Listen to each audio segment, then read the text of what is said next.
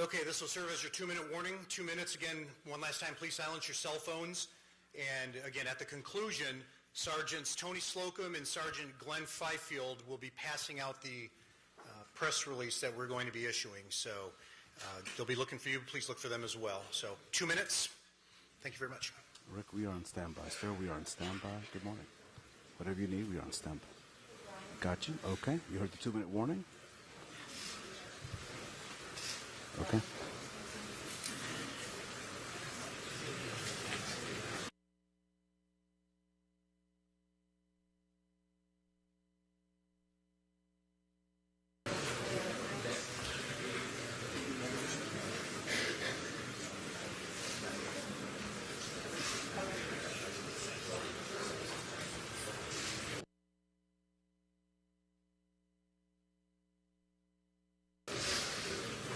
They're going to start on time, Rick. They have them on the wings, okay? They will start on time.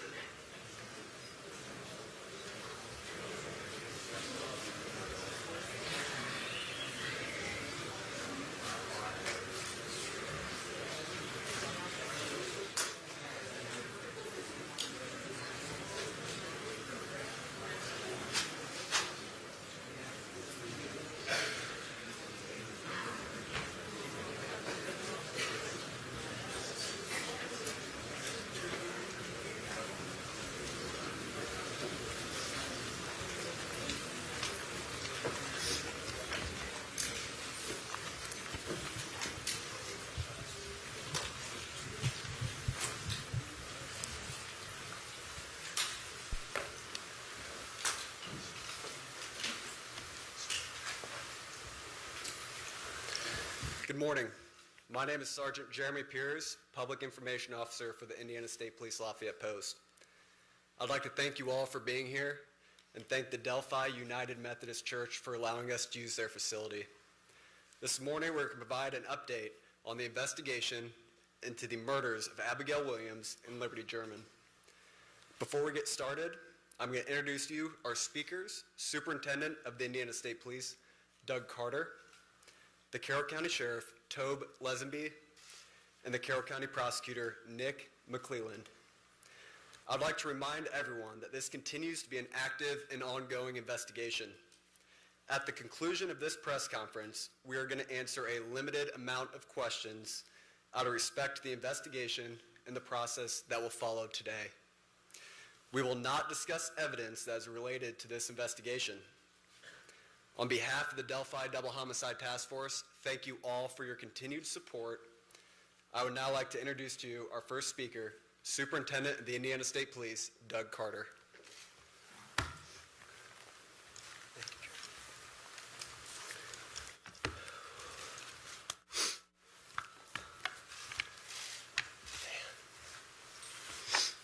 Give me just a second here.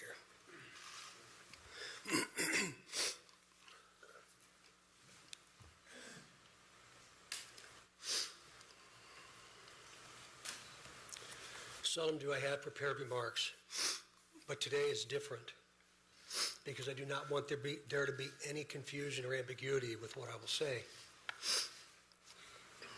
Today is not a day to celebrate, but the arrest of Richard M. Allen of Delphi on 2 counts of murder is sure a major step in leading to the conclusion of this long-term and complex investigation.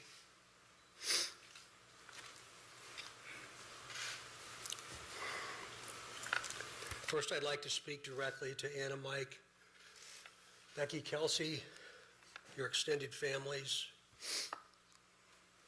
along with the entire Delphi community that certainly has grown and now includes our nation and even many countries around the world. I am proud to report to you that today, actually last Friday, was the day, and an arrest has been made.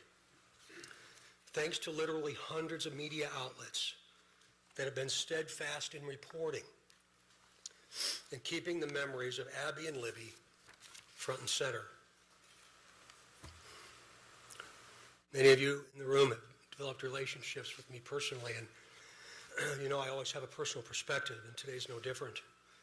But from a very personal perspective, you all have provided inspiration and support, even while oftentimes frustrated with us and me. You continue to encourage the efforts, and you too believe that one day we would all be here participating and sharing this news. To the entire law enforcement community, which includes all local, state, and federal agencies, which are far too many to specifically mention today, thank you, thank you, thank you. We are going to continue a very methodical and committed approach to ensure that if any other person had any involvement in these murders in any way, that person or persons will be held accountable. Since the murders of Abby and Libby 2,086 days ago, the daily investigative team has worked tirelessly and is certainly worthy of mention today. Specifically, Sheriff Linsonby, the Sheriff of Carroll County, Detectives Tony Liggett, Detective retired Kevin Hammond, former Delphi Chief and now the prosecutor's investigator Steve Mullins, State Police First Sergeant Jerry Holman, Detectives Jay Harper, Dave Vito, and Brian Harshman, along with members of the United States Marshal Service, specifically Agent Jeremy Clinton and Agent Bill Colfers. With them today is Dan McClain, the U.S. Marshal, appointed U.S. Marshal. Our state police analyst, our scientist from many different disciplines within our laboratory division, Mrs. Kathy Shank, for your incredible dedication to detail, and to so many others that I know I've missed. I really believe that Abby and Libby would be proud of you for standing strong, even in the face of immense pressure and perpetual criticism. Some of these individuals have postponed retirement, passed on promotional opportunity, have dedicated personal time away from their families, given up nights, weekends, and holidays, all while in the pursuit of accountability for Abby and Libby. I know that today's announcement will not diminish your resolve, and I hope you have found just a bit of peace in this most complicated world. This is really important. While I know you are all expecting final details today concerning this arrest, today is not that day. Today is not that day. This investigation is far from complete, and we will not jeopardize its integrity by releasing or discussing documents or information before the appropriate time. Prosecutor Nick McClellan, of course, will share additional information about what we can and cannot say, and also explain to you why the probable cause affidavit is temporarily sealed by the court and not available. And by the way, he has been a tremendous asset to this team. I'm yet again asking you for your patience and please your understanding while our system of due process works. Also remember that all persons arrested are presumed innocent. All persons arrested are presumed innocent. You all will have an innate desire to subjectively interpret and then report what you think. We in the law enforcement realm cannot and you should never allow us to talk about what we think concerning facts, but rather discuss and share at the right time what it is we know. The time will come when additional details can be released. But again, today is not that day. It's about Abby and Libby, their families, and this community, this nation, and even our planet. The prosecutor has been very clear with law enforcement about what his expectations are, about what can and cannot be released, shared, or discussed. So we will, of course, comply. If you choose to be critical of our silence, be critical of me, not the front line. These are the folks that have committed their entire lives to a successful conclusion. In other words, a guilty verdict. As we move to the next phase of this investigation, I will continue to offer all resources that the ISP has to not only the investigative team I anticipate growing, but also to Prosecutor McClellan as we prepare for the coming months. Again, Nick has been very resolute and very clear, and I'm most grateful for his leadership. And it's going to be really important as we move forward. Please continue offering tips that you would like to share. The many avenues to report will remain open and will be available to all. Please continue doing that. In closing, I stand before you in this church and very place where we held our first briefing nearly 6 years ago, and just hours after the murders of Abby and Libby. Right here.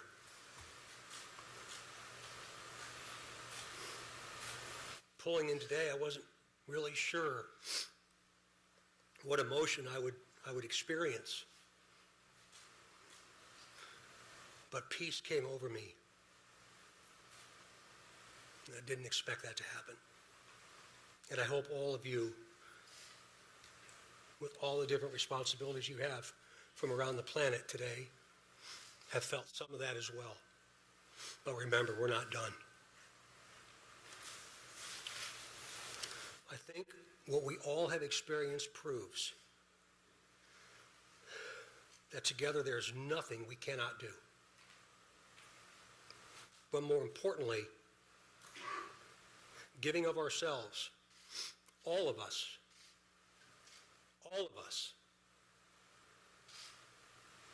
giving of ourselves matters more than what we could ever receive.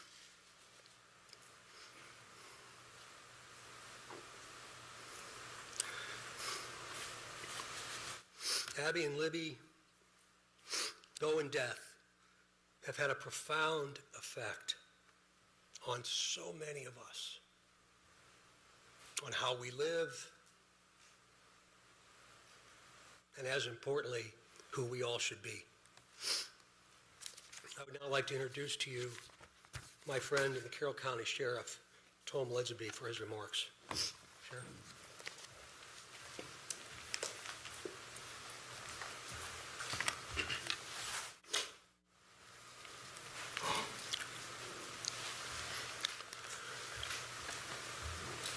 I believe in a God of justice and righteousness. Today, I believe that same God has provided us with justice for Abby and Libby. As Sheriff of Carroll County, Indiana, I want to publicly and sincerely thank each individual who played a role in helping us during this 5.5-year investigation. Whether it was in an investigative capacity, providing tips, cards or letters of suggestions or encouragement, phone calls, and thousands of other countless ways of communicating. I earnestly thank those who prayed for this moment in time. We now move forward through the Indiana criminal justice system, allowing the system to provide its due diligence and process in providing that justice which is owed Abby and Libby, their families, and this community. Thank you.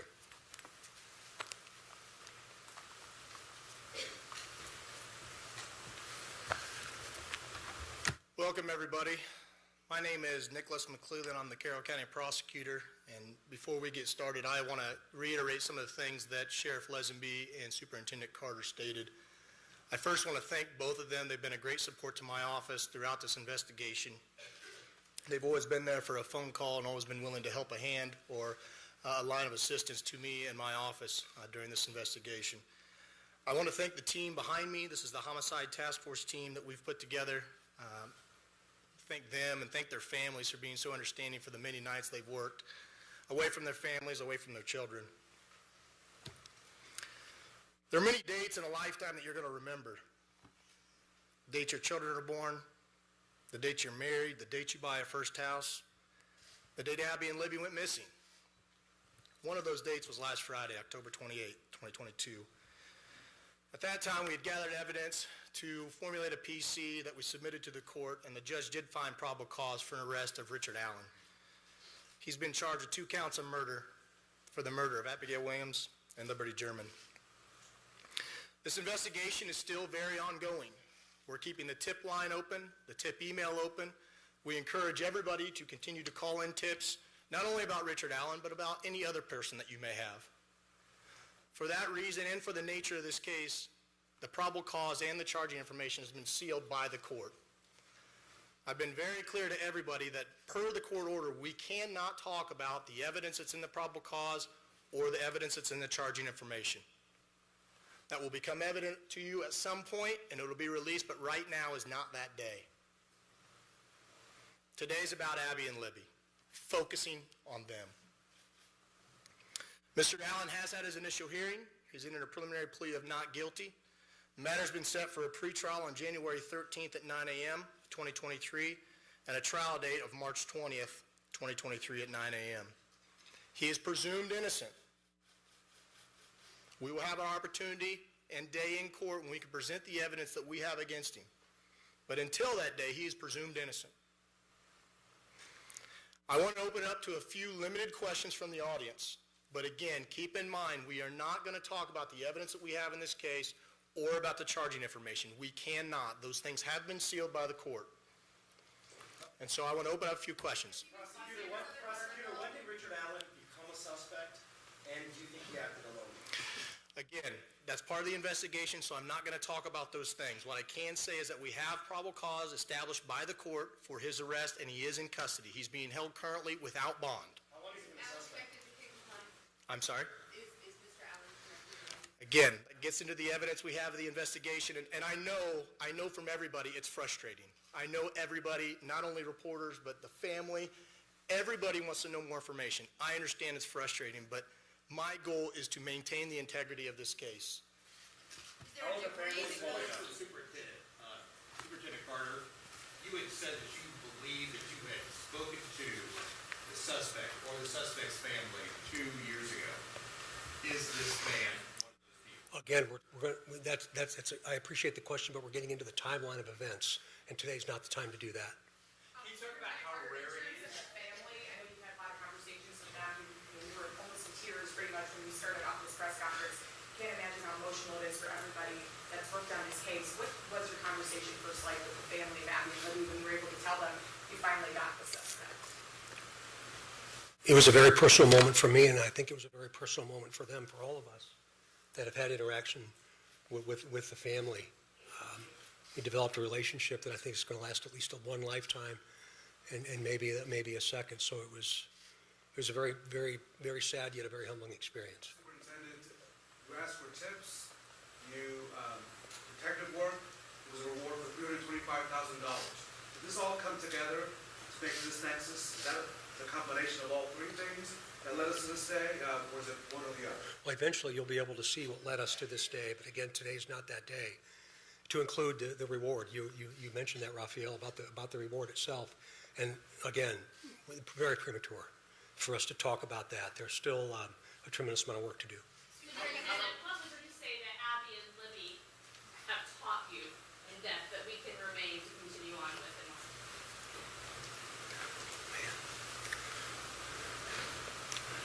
I think probably resilience and understanding the value of each and every day. That today was the day, but I didn't anticipate they ever thought today would be their day. And I feel like I've known them for a long time.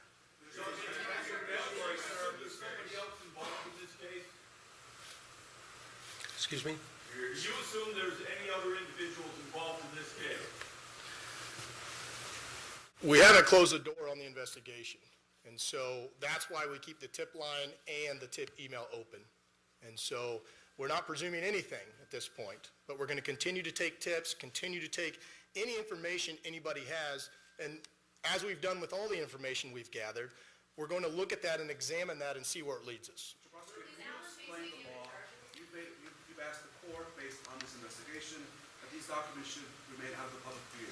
Can you explain, without getting into the details of what's in the documents, but this is not regular. Usually a public hearing is held. We should be able to see all the documents, right? Sure. But you made a decision. Can you explain your decision as to why you believe that maybe for the next 30 days, no one in this room should have access to those records? Sure. It is unusual. We don't do it very often in all the cases that we handle here in Carroll County.